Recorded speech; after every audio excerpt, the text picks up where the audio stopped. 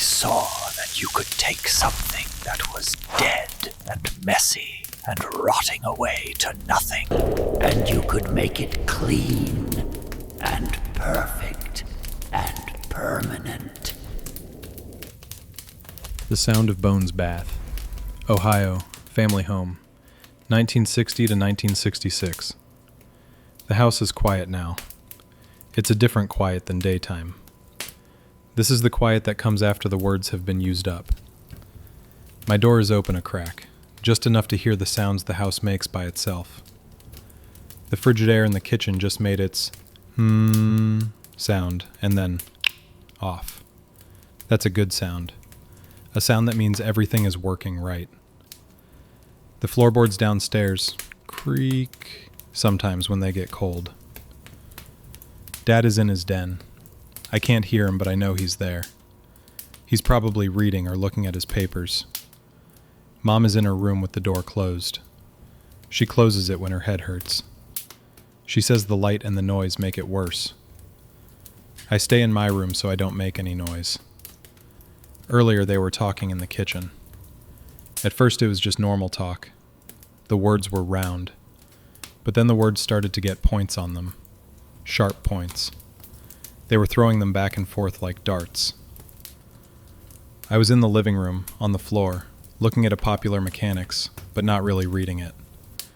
I was listening to the shape of the words. I don't always listen to what the words mean. I listen to what they sound like. Her words got whispering high and thin, like a tea kettle. His words got low and hard, like hammers. When they use those words, I go inside my head where it's quiet.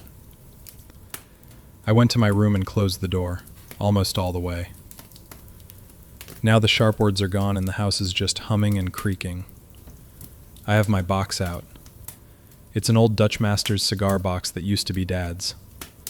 It smells like tobacco and dry paper inside. It's where I keep my special things. I opened it real careful. Everything is in its place. I have them lined up in rows, like soldiers. There's a blue feather from a jay. A piece of green bottle glass I found in Brandywine Creek, worn smooth as a marble. A metal bolt that's heavy and cold in my hand. And my collection of fiddlesticks. That's what I call them. Dad calls them bones. He found them last summer when the kitchen sink was backing up. He had to go under the house to look at the pipes. I watched him pry open the little wooden door to the crawl space. It smelled like dirt and wet rocks under there, and something else. Something sweet and sour. He had his flashlight in his mouth and he crawled in on his belly like a soldier. I just sat on the back steps and waited. I could hear him moving around, making noises. Then I heard a sound like dry kindling breaking. He backed out a minute later, brushing spider webs off his work shirt. He was dragging an old carnation milk box. It was falling apart, the cardboard all soft and brown. Oh, where are my manners? My name is Grimwick. And that was just one page of tonight's diary. Well, I'll be, he said. He wasn't smiling, but his voice had that interested sound, like when he explains chemistry stuff. He liked finding things he could explain. The box was full of them. They were small and brownish white, like old piano keys, all different shapes. Just animal bones, he said, picking up a long one and turning it in his hands. Probably a raccoon. Maybe a possum. He held it out to me. See, this here's a femur bone, the thigh bone. It wasn't scary at all. It felt light and smooth and strong, like a piece of driftwood. He said the animal had probably gotten sick and crawled under the house to die a long time ago. He said it was just nature taking its course. He put the box out by the trash cans to throw away come Monday, but I went and took some of the smaller pieces when he wasn't looking. The little round ones from the backbone, and some of the thin rib pieces that looked like tiny wishbones. He never noticed they were gone. To him, it was just junk cluttering up the crawl space. To me, it was something else entirely. When I keep them in my pocket and walk around, they make a soft clicking sound, like castanets. If I hold two of them just right and rub them together, they make a high, thin, singing sound that only I can hear. That's why I call them fiddlesticks. When my parents' words get sharp and pointy, I listen to the fiddlesticks instead. Their sound is older than words. It's a quiet, clean sound. It makes the buzzing in my own head go away for a while. I don't talk as much as I used to. Not since I had to go to the hospital last spring. My stomach hurt something fierce, way down low, and Dr. Clemmer told Dad I had what he called a double hernia. I didn't know what that was. It sounded like something broken. Dad drew a picture of it for me on the back of an envelope to explain it. It was a drawing of walls inside a person that weren't strong enough to hold things in place. He's a chemist at PPG, so he likes to explain everything with drawings and formulas. I didn't really understand the drawing. I just knew it hurt bad. The hospital smelled like Lysol and something else underneath, something sour. I remember them putting me on a bed with wheels and pushing me down a long hallway under those buzzing fluorescent lights. The lights on the ceiling went past one after another, like counting telephone poles from a car window. A nurse with a white cap put a black rubber mask over my face. It smelled like a tire inner tube. She told me to count backwards from 10. I think I got to 7. When I woke up, there was a sharp, pulling pain on both sides of my belly, like someone had sewn piano wire through my skin. I had black stitches that looked like little railroad tracks. For weeks after that, it felt like the words I wanted to say got stuck somewhere inside me, caught behind those stitches. It was too much work to push them out. So I just got quiet. I learned how to move without making sound, how to open a door without the hinges squeaking, how to set a glass down on a table, soft as a feather. When you're quiet like that, people sometimes forget you're there. And that's better, mostly. You can see more when they don't see you watching. At school, I stand by the brick wall during recess. The other kids run around hollering and carrying on. They play Red Rover or kickball or tag. I watch them. Their bodies are like machines, all joints and levers, arms and legs pumping. I study how they work.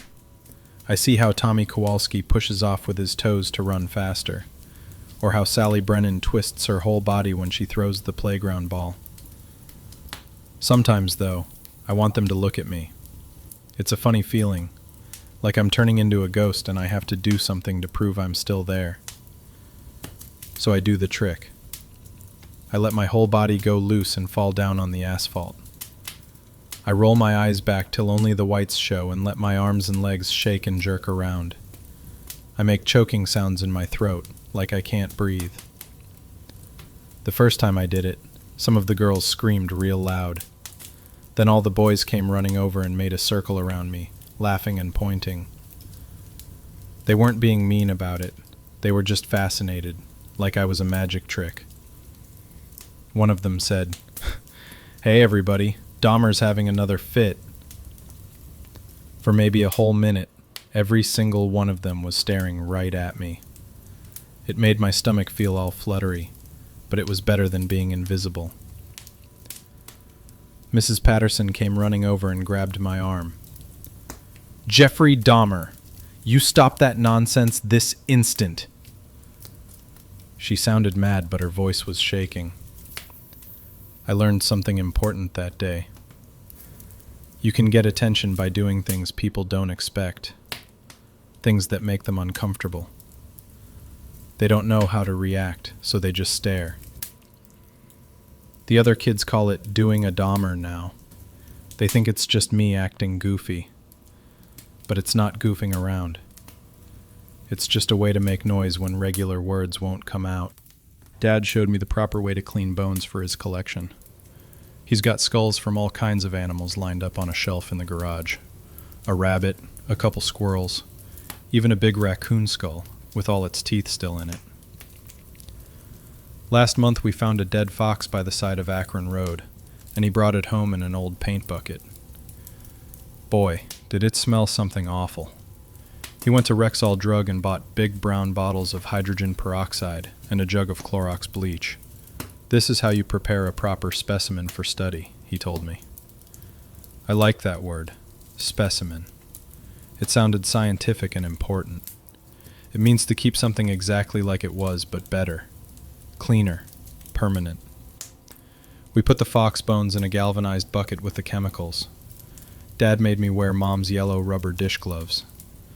The chemicals bubbled and fizzed like Alka-Seltzer. It smelled clean and sharp, like the hospital but not so sour underneath. After 3 days he fished the bones out with barbecue tongs, and they were perfectly white. White as fresh snow.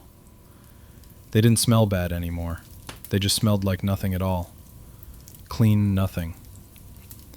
He showed me how to wire the whole skeleton back together with thin copper wire so it would stand up on its own. He was real proud of that fox skeleton. He talked about the anatomy, the way all the pieces fit together just so. But I saw something different when I looked at it.